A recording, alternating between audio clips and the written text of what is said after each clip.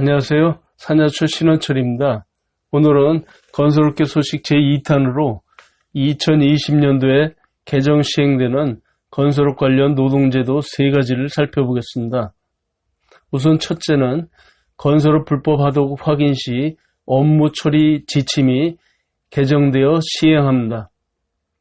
둘째는 건설기계 특수형태 근로자 보호 적용 기준이 개정 시행되었습니다. 셋째는 수급인의 임금 체불에 대한 도급인의 연대 책임 내용입니다. 우선 첫째로 건설업 불법 하도급 확인 시 업무 처리 지침 개정된 내용을 보면 고용노동부는 건설 현장의 불법 하도급을 근절하고 건설업 임금 체불 축소를 위해서 근로감독관 직무규정을 개정하고 후속 조치로서 건설업 불법 하도급 확인 시 업무 처리 지침을 전국 노동관서에 시달하였습니다.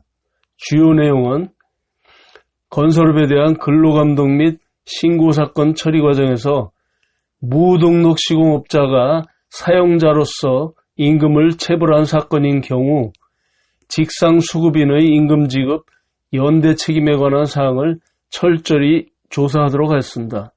또한 무등록 시공업자에게 하도급한 사실 등 건설업자가 불법 하도급한 사실이 확인된 경우에는 관할 행정기관인 자치단체에 통보하도록 의무화하였습니다. 그리고 두 번째는 건설기계 특수형태 근로자 보호 적용 기준입니다. 개정된 산업안전보건법에서는 보호 대상을 기존의 근로자에서 노무를 제공하는 자로 개념을 확대하고 특수형태 근로 종사자를 보호 대상에 포함하였습니다. 특수형태 근로 종사자의 범위는 건설기계 운전자를 포함한 9개 직종을 정하였습니다. 그리고 건설기계 운전자로부터 노무를 제공받은 자는 산업재해 예방을 위한 안전보건조치 및 안전보건교육을 실시해야 합니다.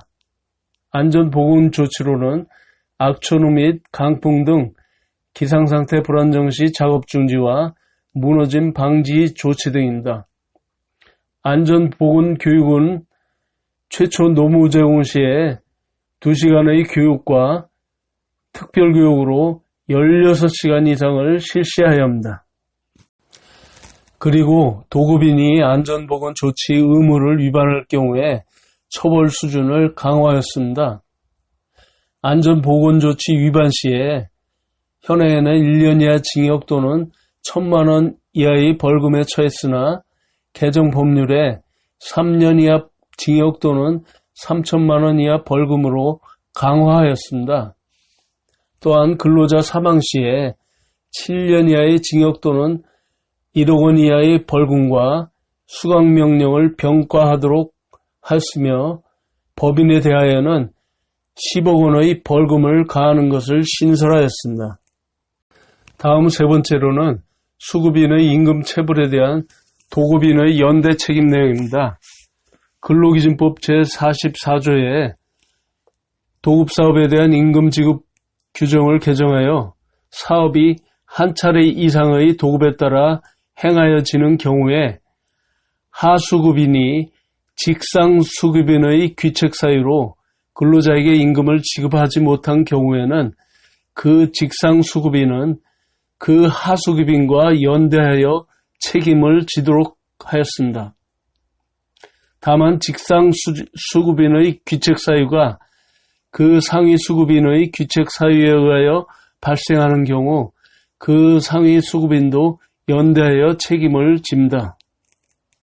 또한 근로기준법 제44조의 2규정인 건설업에서의 임금지급 연대 책임 내용을 보면 건설업에서 사업이 2차례 이상 도급이 이루어진 경우에 오야지나 십장 등 건설사업자가 아닌 하수급인이 그가 사용한 근로자에게 해당 건설공사에서 발생한 임금을 지급하지 못한 경우에는 건설업자인 그 직상수급인은 하수급인과 연대하여 하수급인이 사용한 근로자의 임금을 지급할 책임이 있습니다.